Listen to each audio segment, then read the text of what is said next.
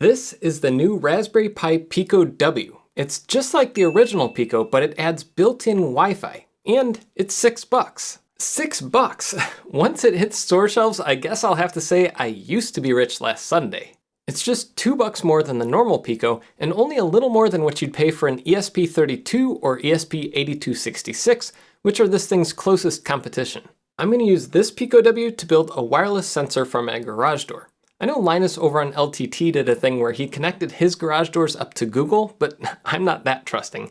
I don't want the cloud to control my garage, and I certainly don't want voice control over something as potentially dangerous as closing a garage door.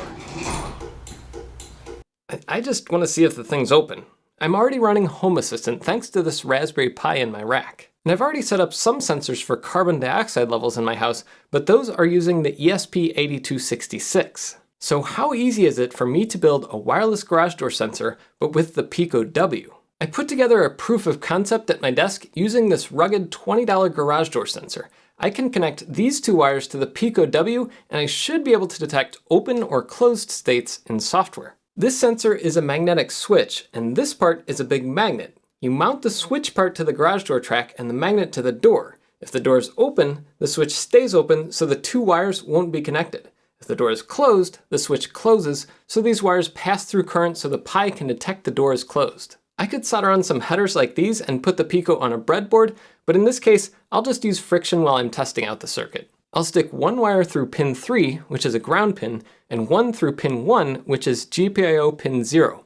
You can see a quick reference for all the pins on the bottom of the Pico W, or go online for a full reference chart. To program the Pico W, I'm going to use Thonny. It's a code editor built for microcontrollers. It should already support the Pico W, or if not by the time you're watching this, it should soon. Raspberry Pi has a really nice getting started guide, so if you haven't used Thonny before, go check that out. I put this code into a script called sensor.py. I configured the sensor on GPIO pin 0, which is physical pin 1 on the Pico. To control the LED on the Pico W, it's actually a little different than the regular Pico. The Pico's LED is just hanging out on GPIO pin 25, but on the Pico W, the LED is controlled through the Wi-Fi chip. So on the Pico W, you use this special LED pin, like this. The main loop of this script is simple. If the sensor's high, I turn on the LED, and if it changed from last time I checked, I print out a debug message. Garage door is open. If the sensor's low, meaning the magnet is close by, I turn off the LED, and if that's different than the last time I checked, I print out garage doors closed. Later on, we can add in the wireless bits to make this work from my garage, but right now I just want to validate the hardware works.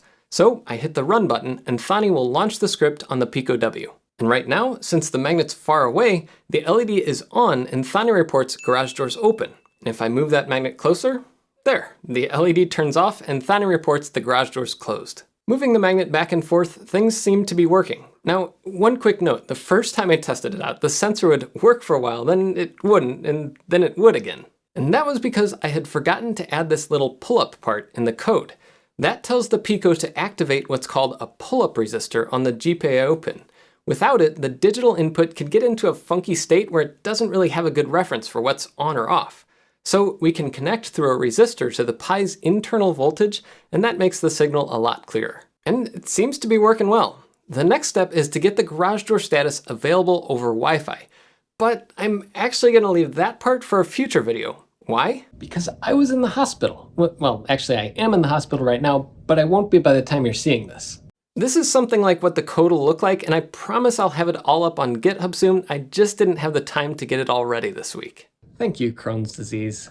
And because of that hospital visit, I also didn't get time to finish testing something else I'm really excited about, and that's ESPHome support for the Pico. I posted a short blog post demoing the feature, and soon that support will be in a stable release. That means for a garage door sensor like this, instead of writing a bunch of MicroPython code to connect it to Home Assistant, I could just write a short YAML file instead. ESPHome can flash all the firmware to the Pico W and make integrating it super easy. So I'll cover that too in the future, but let's get back to testing Wi-Fi on the Pico W. One of the easiest ways to demonstrate Pico's new Wi-Fi skill is to run a tiny MicroPython web server on it. And it's surprisingly easy. This little script serves up a tiny web page from the Pico, and I flashed it using Thonny. I grabbed the IP address that was printed in the console and ran it through Apache Bench to see how many requests per second I could get it to serve up. Only 4, but heck, this thing only has like a quarter meg of RAM. It's not gonna break any records. And since it can run MicroPython, I can also use MicroPip to install MicroIPerf3 and do a bandwidth test. I get about 9 megabits per second near my access point and 6 megabits out at the far side of my house. That's decent speed for embedded Wi-Fi, and it's been pretty stable so far, but I haven't had enough time to do long-term stability tests yet. That's one thing that bites people on ESP devices sometimes. Wi-Fi can just kind of drop out after a really long time, and that gets really annoying. I'll have more data on stability in my next video. 2 other things you should know if you pick up a PicoW: you can also use lightweight IP if you're using the Pico's C SDK. And if you're using MicroPython, you can turn off power saving with this line if you need Wi-Fi to be a little more responsive. Power saving's on by default, and that makes response times a bit jittery, but not terrible. If I turn off power saving, you can see response times are much more stable. So yeah, you're not going to be serving up WordPress on a PicoW, but it's got just enough memory to serve up some text, a status page, and things like that. I also wanted to do some more work on power benchmarking, but that'll have to wait until my next video too. So the PicoW is $6, should be available today in quantity, and it's a great alternative to ESP devices like the ESP8266 I used in my air quality sensors. There are other RP2040 devices with Wi-Fi that came before, like the Wio RP2040 by Seeed Studios or the Arduino Nano RP2040 Connect with 8 times the flash storage. But the PicoW is a great choice for most projects unless you need specialized features built into other boards. Besides Wi-Fi, the best feature of the PicoW is still the RP2040. It has features like programmable I/O or PIO that makes the chip able to be kind of a lightweight FPGA. What does that mean? Well, it can be programmed to interact with lots of different interfaces. Heck, Conrad Beckman got a Pico to work as a programmable game cartridge in a Nintendo 64. Check out his PicoCart 64 project for more on that. I asked him what motivated him to work on that project, and he said he just wanted to see if it was possible. It was a great way to test out his hardware hacking skills, and the Pico was cheap, easy to get, and well documented. And that's the thing. Raspberry Pi accidentally had perfect timing with their RP2040 microprocessor. In the midst of the chip shortages, they have the one thing competitors are lacking: availability. I can drive to Micro Center here in St. Louis and pick up a Pico today. Some microcontrollers have been unavailable for months, and it's anybody's guess when they'll be back in stock. Couple that with the community, extensive public documentation, and the low price even in single unit quantities, and Raspberry Pi kinda hit a grand slam.